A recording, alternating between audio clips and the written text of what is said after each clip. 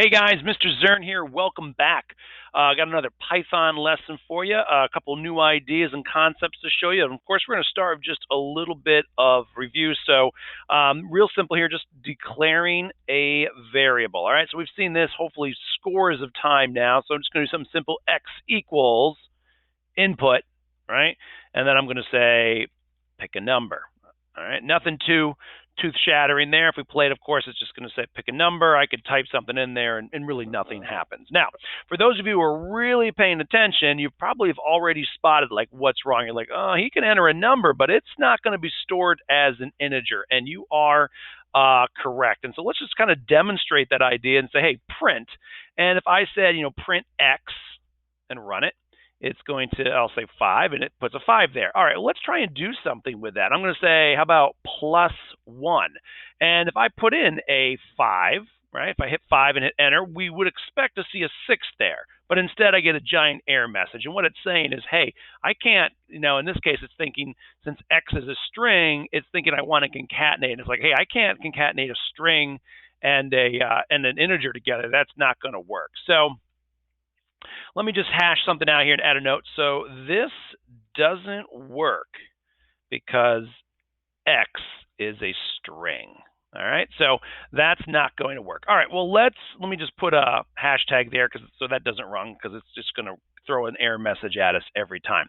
So let's try something a little bit different. So I'm going to set it up kind of exactly the same there. So we know that's going to give us an error message, and I can wrap this in an int. We've done it before, where we were wrapping the input, right? Like I would take the input, right, and go int, and in that case right there, I've wrapped the user declared input, and that response becomes an integer.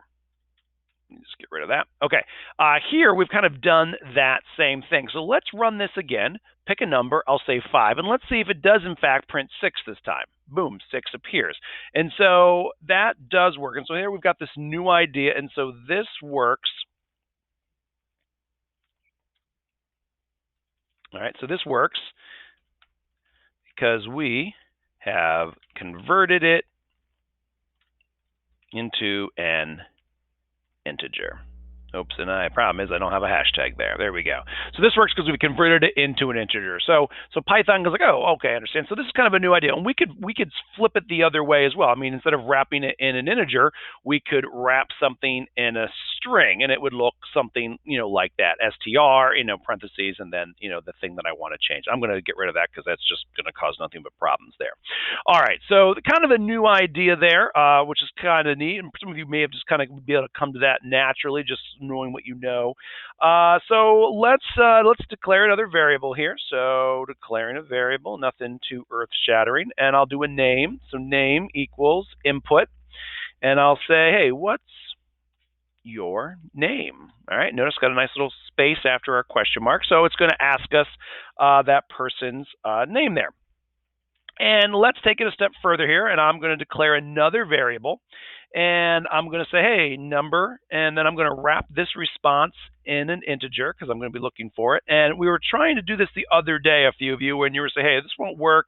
Why is it? And this is the problem. You were looking for an integer, and you wanted to concatenate some information in there, and we had some problems. So let's take a look at this. So what is your favorite number? And I'll say, all right, so I got a comma there, but it's inside the quotation mark, so that's okay. And so inside a user declared variable where I've got concatenated pieces, I need to use a plus symbol.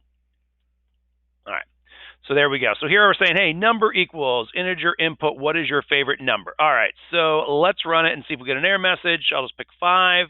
That goes through. What is your name? That should be okay. Adam, what is your favorite number? Adam, and I'll say 6 this time.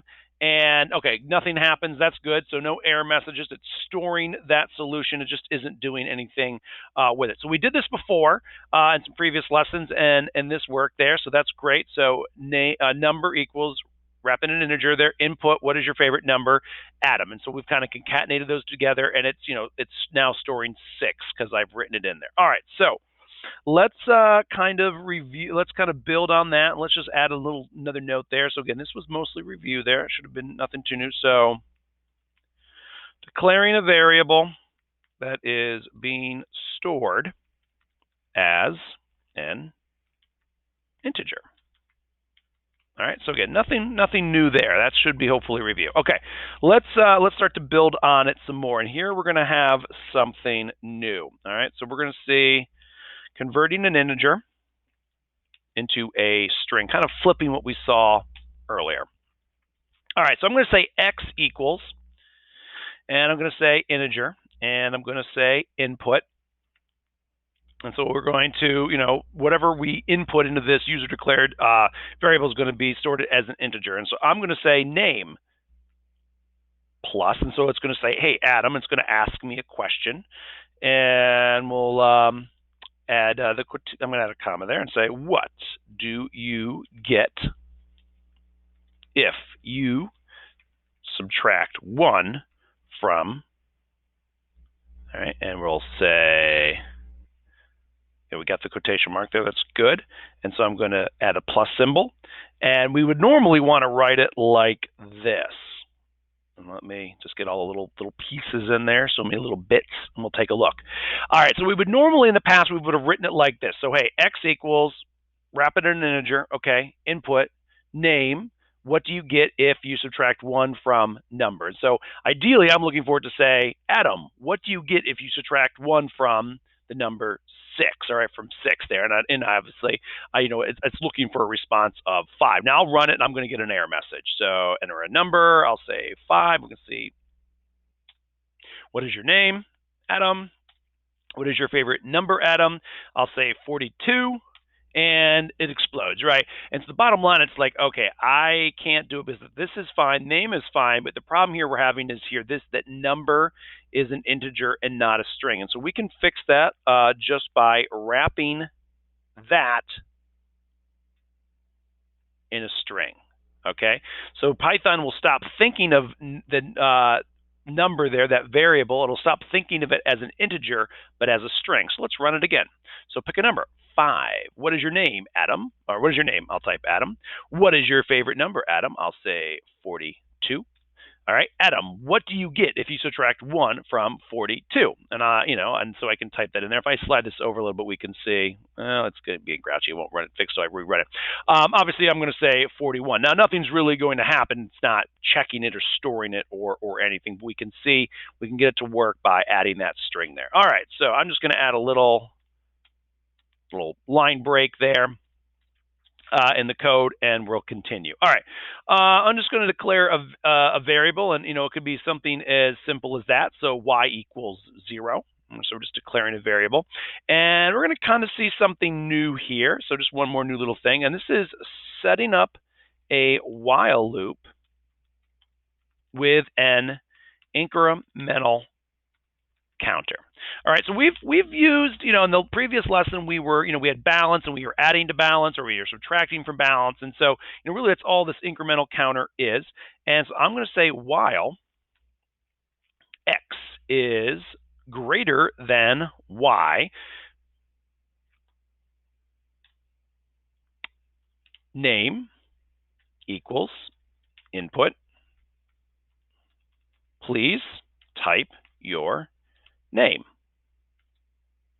All right, so we've got a little user declared input there, and we've seen something like that. So that part's not new. So as long as x is greater than y, it's going to basically ask me the statement, please type your name.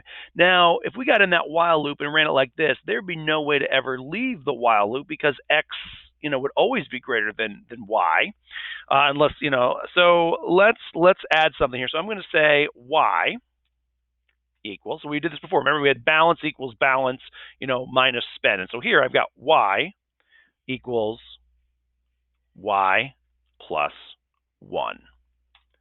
And so that would add 1. And so I'm going to just give it a little bit more feedback here for the user so they think, it's not broken or something. And you have typed your name y times. So let's run it and see what happens. Pick a number. We'll say 5. All right. And so obviously earlier on it says 5 plus 1 is 6. Great. What is your name? Adam. What is your favorite number, Adam? Probably won't do 42 this time. Let's say 5. All right. All right. What do you get if you subtract 1 from 5? That doesn't really, it doesn't matter. So, if I get the answer right, that's 4. Good. All right. Please type your name. Adam. You have typed your name 1 time. Please type your name. Adam. You have typed your name 2 times. Please type your name. Adam. You have typed your name 3 times. Please type your name. Adam. You have typed your name 4 times, and then it exits. Now, the one thing that I always like to add to these programs there at the end is just some kind of little basically like a little goodbye or exit statement. So, because that just kind of ended abruptly here. So, I've just added a little line break there, nothing new. And here I'm going to just say, hey, thanks for typing your name so many times. And then we'll just put name and plus so we don't get any spaces and that. All right, let's run that again. All right, so pick a number, 6. All right, let's put 7. What is your name? Adam. What is your favorite number? I'll say 6 this time. Adam, what do you get if you subtract 1 from 6? Well, you get 5 is what you get. Please type your name. Adam. You've typed your name 1 time. Please type your name. Adam. 2 times. Type your name. Adam. Type your name. Adam. Type your name. Adam. All right, and it seemed to jump there pretty quick. Thanks for typing your name so many times, Adam. I have an extra space there, so it looks like I should, there we go, delete that back and get rid of it. And again, it's doing some weird hyphenating there, but it is running. So the big takeaways in this lesson is that we can take basically a string and we can basically convert it into an integer just by wrapping it there with that piece there. We could flip it. We could kind of flip that and say, hey, I've got an integer and I want it to be, the computer to think of it as a string. And we can do that. That way we can kind of concatenate names and all of, names and integers with strings, with some kind of, input that's looking for an integer there. And then here we've got this little while loop, and I've created a very simple little incremental counter. So each time the while loop runs, it's just kind of keeping track of it. And, it's also making me do something there. All right, guys. So some interesting concepts there in Python, and I will talk to you later.